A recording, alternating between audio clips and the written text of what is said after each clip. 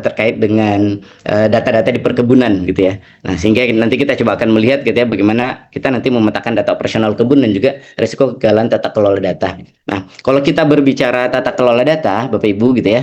Jadi sebenarnya dalam konteks organisasi khususnya PTPN, kita tidak hanya melihat saja dari data perkebunan saja gitu ya. Nah, kita perlu juga melihat bagaimana bahwa PTPN yang bekerja tidak hanya di perkebunan saja sebenarnya. Bahkan data-data yang operasional gitu ya, termasuk juga data-data terkait dengan karyawan, data-data terkait dengan sosial media yang berkaitan dengan PTPN Group gitu ya. Nah, salah satu contohnya adalah social listening gitu ya. Nah, ini kita tidak hanya nanti akan mengolah data untuk meningkatkan gitu ya dari value bisnis, tapi data itu bisa kita gunakan juga untuk menjaga citra PTPN gitu ya Bapak Ibu.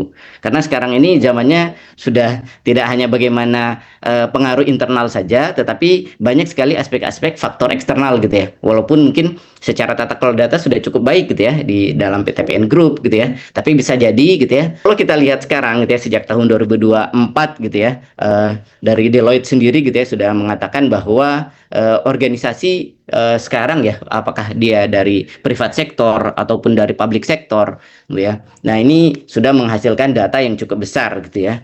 Sehingga kalau dilihat dari workforce trends gitu ya, trends tersebut gitu ya. Sebenarnya ini sangat ironis gitu ya. 83% itu sebenarnya sudah sadar gitu ya, organisasi gitu ya, sudah sadar terkait dengan manfaat data gitu ya. Bagaimana nanti mereka memanfaatkan dengan para pekerja mereka untuk bisa mendapatkan suatu manfaat secara bersama gitu ya.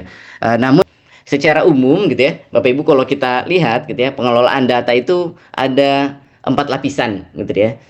Ini secara sederhana saja yang kita sampaikan, yaitu lapisan penyerapan data, lapisan penyimpanan data, data storage-nya, lapisan pengolahan data, bahkan sebelum diolah datanya ada data pre-processing gitu ya. Nanti bisa dibersihkan dulu data-data yang